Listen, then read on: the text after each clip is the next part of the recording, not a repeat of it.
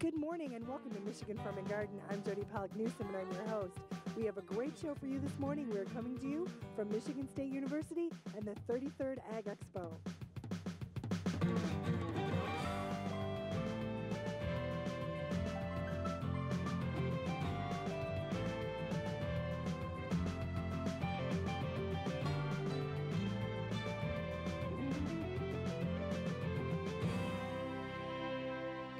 And again, welcome to Michigan Farm and Garden. The show this morning, we shot these interviews at Ag Expo at Michigan State University. This show really is going to help you focus. We're going to talk a lot about the bio and the bioeconomy, biodiesel, those kinds of things. We're going to start the show with the first interview from the soybean booth, and that is with Dave Williams and Earl Collier. They're both Michigan soybean producers, and then it also includes Noelle Byerley from the Michigan Soybean Office. We're going to talk to them a little bit about the weather, and remember this was shot during Ag Expo, so that July 17th, 18th kind of weather. We're going to talk about what things look like for those growers at that point. We're going to talk about opportunities for soybeans. We're going to talk about some of the new uses. Then in the next interview this morning with Charles Gould, he's with MSU Extension, we actually had the opportunity to go to their booth, their display, and see biodiesel production. So many times you've heard on the show about biodiesel production, but today you get to see it. So Charles is going to walk us through, show us the process, tell us a little bit more about it.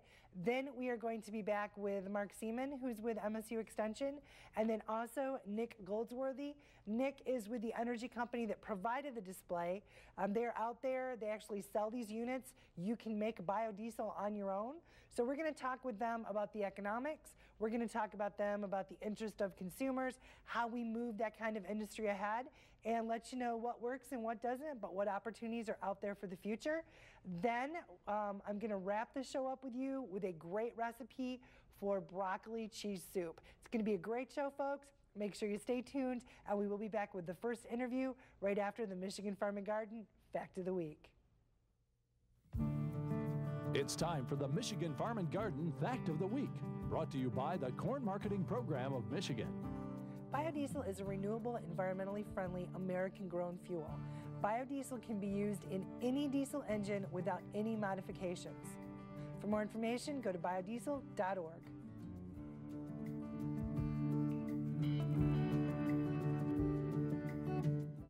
Corn touches your life every day. With over 600 items in the store that contain corn, it's America's renewable resource. There are amazing new products made from corn, like comforters, clothes, corn stoves, dinnerware, and of course, ethanol. Corn, America's renewable resource, powering industry, feeding America, and fueling the future. Thanks to Michigan's corn farmers, the future is bright for innovative products made from corn. To learn more about how corn touches your life, visit our website.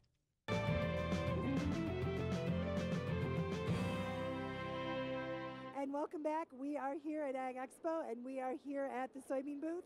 I'm going to have the folks I'm standing with introduce themselves. Noelle Byerley, the Executive Assistant. Earl Collier from Allegan, a farmer. Hi, I'm Dave Williams, and I'm a farmer from Elsie, Michigan. I'm on the Board of Directors of the Michigan Soybean Association, and I'm also President of the Board of Directors. Awesome. Well, congratulations. We have quite the group here. Noelle, I'm going to have you tell us a little bit about the group. It's the Michigan Soybean Promotion Committee, which is the Michigan Soybean Checkoff. It's soybean farmer funded and farmer governed. Well, and certainly we look at that and the association that Dave mentioned. Tell us a little bit about the focus of the association. Well, the focus of the association is certainly education and promoting soybeans, which is what Checkoff also does. But we can do one other thing that Checkoff is prohibited from doing by law, and that is lobby our Congress and our legislators to get across the things that we think are necessary to promote soybeans throughout the nation and the world. Well, and Earl, I know you've had a lot of experience. You've been on the corn boards, here on the soybean boards. Tell us as a grower what the representation means for you. Getting to D.C. and getting to your representatives, and they know what we want, and they'll stand up for us if we get our right representation in there. Well, and I think that's so important. And Noelle, I'm going to have you hit kind of some of the stuff that you guys are looking at, because we know that when we look at issues, education's important, and you guys are doing a lot here at the booth to educate folks more about soybeans and its uses. Definitely, to show off the soybean uses, we actually have the soy house behind me. It shows many products that are made from soy, and we're promoting healthy, go healthy with soy. We have our soy snack, which is the soy nuts. It's roasted, salted soybeans, and we're giving out at the booth this year the soybean cookbook, so come down and see us. Well, and I know that's so important because we use the soybean cookbook on the show, and people are always emailing me saying, I want the cookbook. How do they get the cookbook? They can go to our website, www.michigansoybean.org, click on the free soybean cookbook, fill out the form and submit it, and I will mail it to your home. Well, and I know one thing too, we have some stuff going on here at Ag Expo looking at biodiesel, and that's been one of the areas you guys have worked on. Always. We're always trying to promote soy biodiesel, try to get it back into Michigan, and it's a little bit of a struggle, but we're not giving up. Good. Well, and Earl, from the grower's perspective, when we look at new fuels, things like ethanol, things like biodiesel, let's just kind of get a little bit of that perspective from the grower side. Well, it enhances the price of your product. That's what we're working for. Well, and I think it's so important to have the checkoffs. And Dave, you know, you're on the association side. When it comes to the renewable fuels and policy, that is super important. Yes, it is, because as Earl said, it does put money into the growers' pockets.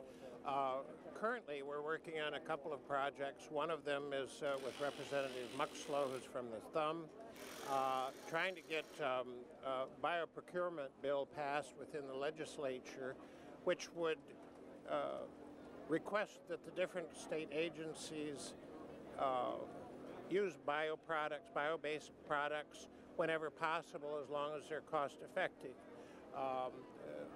There are a number of companies that have developed bio-based products, and we think they have a good use in the state, and that would help support soybeans and soybean farmers in addition to all the exports that we have. So lots of exciting things and lots of things to focus on. Yeah, absolutely. There's too many things to talk about on this interview, I'm afraid. How long can you stay? Yeah, there you go. I'm here all week. There we go. Well, and folks can always come, stop by, see the booth. One of the questions that is being talked about, certainly all over the grounds, is the weather. So, Earl, I'm going to turn to you, and you know, we're here in drought, we're here in crops look tough. You're Allegan County. What do the crops look like in Allegan County? It depends on your subsoil. I think they're holding together pretty good if you have subsoil, but there's a lot of fired up corn over there too. Well, and we're sitting, I know we got a little rain here at Ag Expo today. What do you think? Is rain going to help us? Is there some of it that's too far gone? I know it's always hard to know, but we're making all those guesses here this week, it seems like. I think a quarter of our corn is probably gone. I think a quarter of the yield. Well, we'll hang in there. We'll hope for rain. Dave, you're up the Ovid, Elsie area, kind of Ingham County. What are things looking like for you guys? The soybeans look surprisingly well. The plant themselves, I don't see much instance of suffering from the heat and the weather, which is surprising to me. I'm just hoping that they develop. Now, I think this rain, if you were lucky enough to get the rain, that'll certainly help keep them going. And we have some early variety beans that we planted at the end of April, and those are starting to pod out now. And I'm guessing that this will help a lot with pod fill. So good. Well, we appreciate it. Good luck. We'll hope we'll get some rain. Thank you. We'll cross our fingers. And Noelle, thank you. We always appreciate it. And thanks for all the goodies I pick up at your booth all week. Thank you, Jody. Come by and see us. Folks, certainly when we think about agriculture, we know it's important to the economy. Certainly when we look at the weather that we've had this year and been dealing with, we know it's important. We know the rains need to be timely.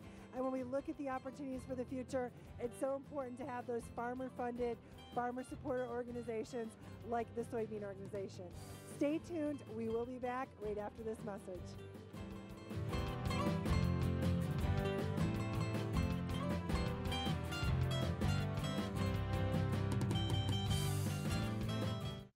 The Cherry Marketing Institute wants you to know about tart cherries. Cherry's red color comes from powerful antioxidants. Available year-round, it's easy to incorporate cherries into your daily diet. Visit ChooseCherries.com. Michigan's 1,000 apple growers take pride in producing delicious apples from one generation to the next. From the Great Lakes come great flavors. Look for locally grown Michigan apples. Have Jody speak at your next agricultural event. Go to jodylive.com. And here we are at Ag Expo, and we have a great opportunity. We have the opportunity to learn more about biodiesel, and with us to do that, we have Charles Gould. Charles, welcome. Thank you, Jody. Good to be here. It's good to have you here, and I've heard you talk all about biodiesel, so to be here in the trailer to actually see the process, I'm ready to have you take us through. Excellent. Thank you, Jody. The first step in making biodiesel is actually extruding the oil out of the oilseed crop. And what we have here is a small press, and it is using a combination of heat and pressure, and heat and pressure to get the oil out. The meal drops down into the bucket here. It can be used as a feed for livestock. The oil is trapped in that pan and then goes into a bucket here. The oil, as it comes out of the press, still has some chunks in it. It needs to be further refined. And so outside of the trailer here, we have a centrifuge. And we'll put the oil in the centrifuge, pull those big chunks out. And what we have left over then goes into this tank here. This is a 100-gallon tank where that holds all of the oil that we press. From this tank, we can move oil into the actual biodiesel processor. This is a 100-gallon tank, but this processor is set up to do 80-gallon batches at a time. It's a mobile unit. It's designed specifically for farmer use. So the actual process of making biodiesel, once we have the oil, we begin to heat it up. We need to get up to 120 degrees. To make biodiesel, we need methanol and a catalyst, and we're using potassium hydroxide. We mix the two together.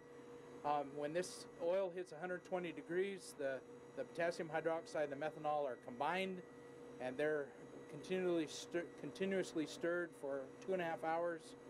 And then at the end of the process, the machine shuts down, and overnight the glycerin settles to the bottom, the biodiesel rises to the top. We take the glycerin off, and what we have left is good biodiesel. Now we have a water rinse set up on here, which means that we can spray water on the methanol, and some of the soaps that are in there will adhere to the water, and they'll settle out and give us a further purified product. Well, and that's one of the things too, that glycerin I know is a byproduct or a co-product, but that one of the uses for that is that soap type industry. That's correct. Yep. I don't know how much of a market there is for that, but that is one use for it for sure. Well, and certainly when you look at, you talk about the diversity of crops, the diversity of oilseed crops that you can use for a process like this, it has to really help when you're looking at a mobile unit if you don't always have to just have one thing, but you can use all the different products that we have. That's right. Any oilseed crop from sunflower to soybean to canola, all can be used to make biodiesel. Well, and I think that's one of the neat things. We've talked so much about this, but folks at home, if you haven't had the chance to see one of these, very interesting. And this is not that big. And what if you're looking at on farm or home use, what would you be looking at as far as like inputs for your 100 gallons?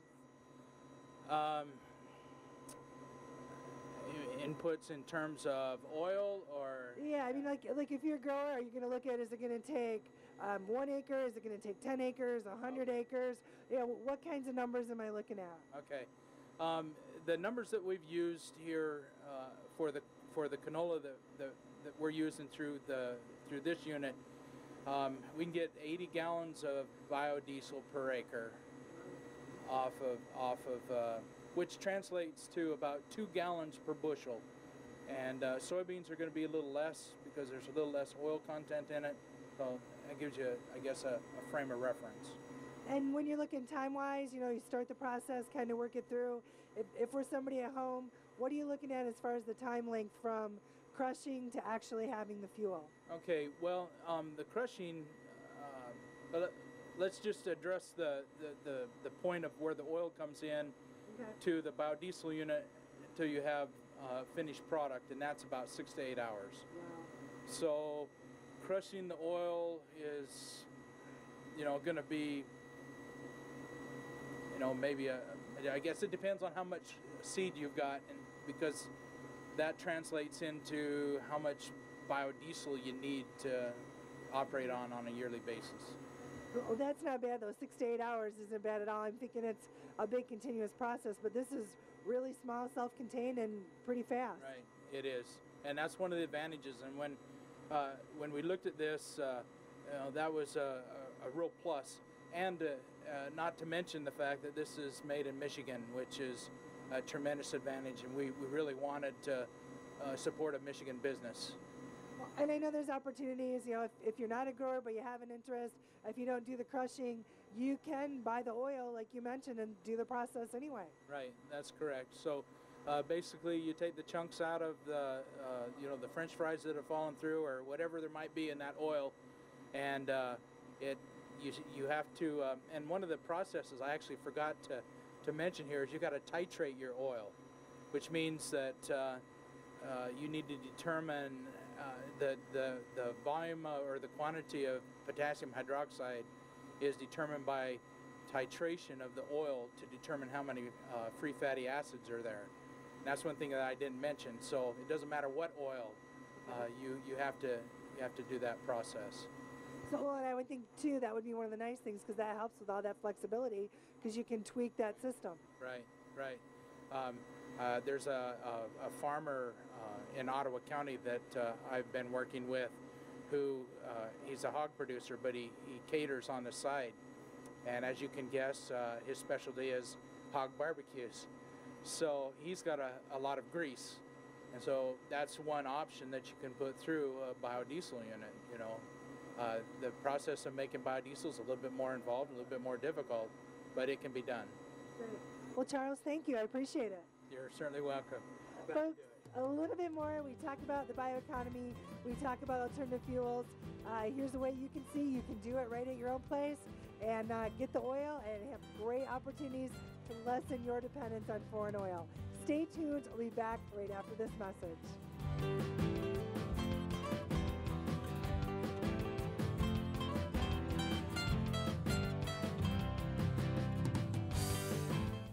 This chicken is beak over claw for meal made from U.S. soybeans. Now, one chicken may not be too much to cluck about, but suppose we add another, and another, and another. Before long, you've got billions of hungry customers around the world all clamoring for the same thing, our soybeans. Learn more about the billion-dollar appetite of animal agriculture at BeyondTheElevator.com. Brought to you by America's soybean farmers and their checkoff.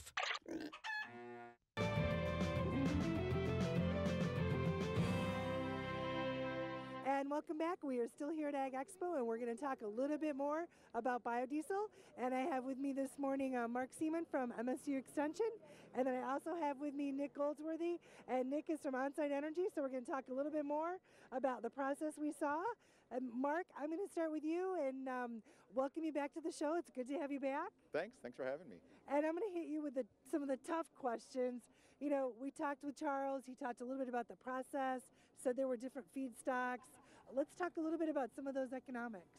Yeah, so Charles may have talked to you about the opportunities for different types of oil seeds that we grow in Michigan, and a couple examples are soybeans or canola that we grow in Michigan. So we have those opportunities. One of the situations is that the economics are pretty tough for those commodity crops today because the price is higher than normal. So if we wanted to start from a commodity crop grown on a farm in Michigan, turn it into oil, then to biodiesel, the economics are pretty tough if we're comparing that to petroleum. But there may be some opportunities still for things like used vegetable oil that may come out of the restaurant or food industry that we would then use that oil to make into biodiesel. Well, and I think that's one of the neat things, you know, we talk about the bioeconomy, but it seems the diversity and the ability of Michigan to be able to fit into all these different categories. Yeah, that's right. We have opportunities all around us. We just need to make sure that we find those things that may seem pretty small or a little bit out of the box today and turn those into opportunities in money-making ventures. Well, and I know you guys have been going across the state, working on that bioeconomy, doing some education. You know, what's the interest level that you guys are finding? Yeah, we're finding a lot of good interest across the state, and across all the public is really interested in alternative energy sources, as well as farmers looking at opportunities to integrate into their business, whether that's selling into an energy industry or using something like this that may turn a product that they're growing into an energy product. Great opportunities, and it is pretty exciting. There's been a lot of folks in that booth. Yeah, we have a lot of good traffic this year, and we're really thankful for that.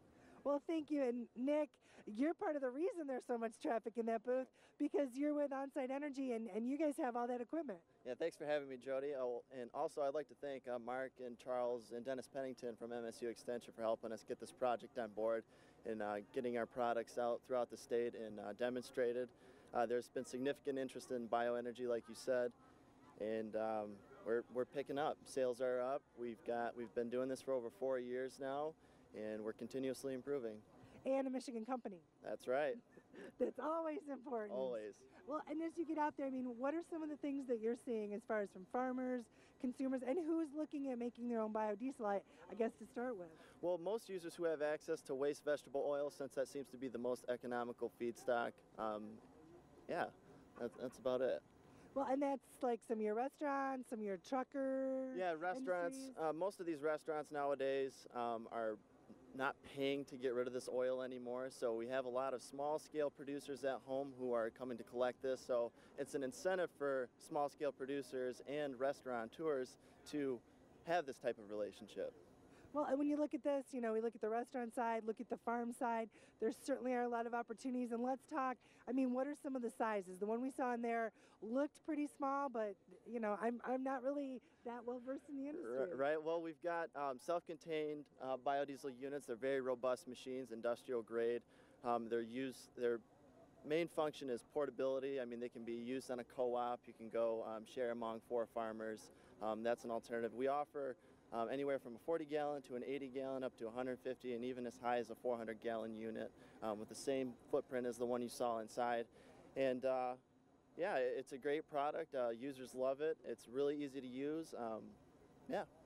Well, and when you look at sales, is it something that there seems to be increasing interest? Yes. Or There's a growing interest in this. It's just educating the people, and this relationship that we've established with MSU Extension has been great in achieving that, because there's a lot of individuals out there that just don't know what biodiesel does, and if we can explain the benefits to them and the opportunities that it brings in a manner that's cost effective for them, then there's significant interest there.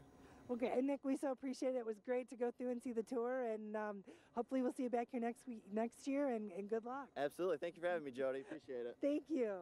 And Mark, is there folks out there that say, boy, I'd like to know more, I'd like a little bit more information, and if I'm a consumer at home and have a source, what do I need to do and how do I get started?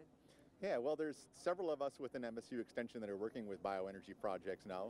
There's myself working at a Saginaw County Extension office. There's Charles Gould, who you've heard from before, out of Ottawa County, and Dennis Pennington out of Barry County. So we're across the state, and anybody's welcome to contact us directly or through the MSU Extension website or MSU Extension on campus at MSU.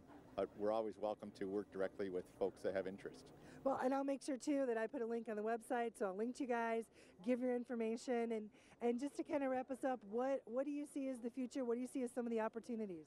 Well, I think that's a great point, that there are opportunities in the future. So we may be making some investments today, like we are with this equipment, that even though today the economics don't work out, at some point in the future they're likely to. Of course, we'll see prices change up and down over time, and that's will happen with feedstocks as well as the petroleum comparison. So I think as we have opportunities in the future, we just need to be ready for that and take advantage of it when it happens. Well, and Mark, I think it's so fitting. You know, folks at home, you really can't tell, but as we're standing here talking, it's raining. So I don't know how well you can catch all that rain, but that shows you we pretty much are going live to tape with the show. But you know, you talk about commodities. Commodity prices now are high because of the drought, but days like today can certainly make a difference. So I'm going to leave folks with that thought, Mark, and thank you so much. You know, do your homework. If it doesn't work today, that doesn't mean it won't work tomorrow. Prices are always changing. Technology is always changing. And I think it's really important to know the kind of teams that we have here in the state, looking at the technology providers like Nick, looking at the extension agents like Mark, and we'll talk with Charles, what he's done, looking at that, pulling that together. That's going to get what you, the consumer, need to know. Then you go ahead and run the numbers and do what works for you, or if you're a farmer, for your operation. Stay tuned. We'll be back right after this message.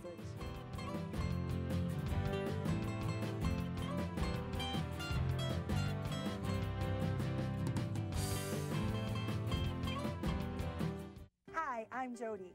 Corn is America's renewable resource. It can be used to fuel your vehicle and heat your home.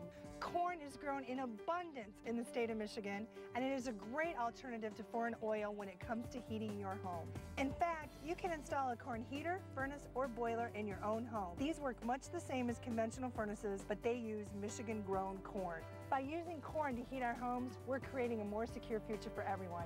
Select Michigan. It's good for you, the grower, and the economy.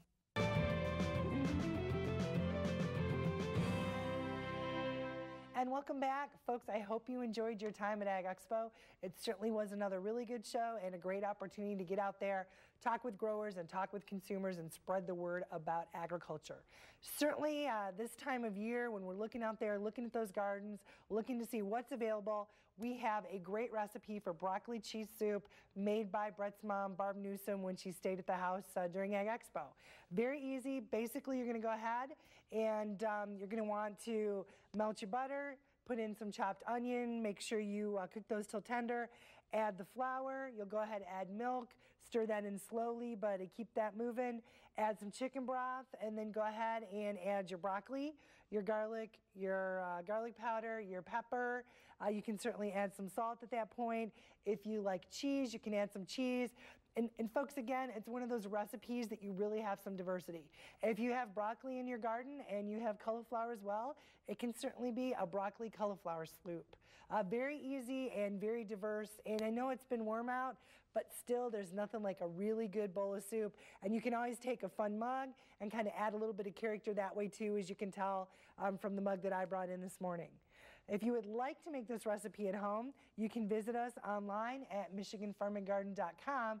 Or if you would like just this recipe, send us a self-addressed stamped envelope to Michigan Farm and Garden Recipes, P.O. Box 461, Williamston, Michigan 48895. Also, if you have a favorite recipe, make sure you get that in the mail and send that to me so that I can work it in based on what's in season here in the state. And folks, just to give you a quick preview, coming up next week, we are going to talk about the Pure Michigan campaign and how that fits with Pure Michigan agriculture. Certainly a great opportunity for our state. We want to make sure you learn a little bit more about that program and you get to take advantage of the bounty that we have here in the state of Michigan. So make sure you tune in next week or set your DVR so that you can tape us, and we'll make sure that you are here with us next week to learn a little bit more about Michigan agriculture and how it fits with Pure Michigan. Folks, have an absolutely wonderful week, and I look forward to having you back here next weekend. Bye-bye.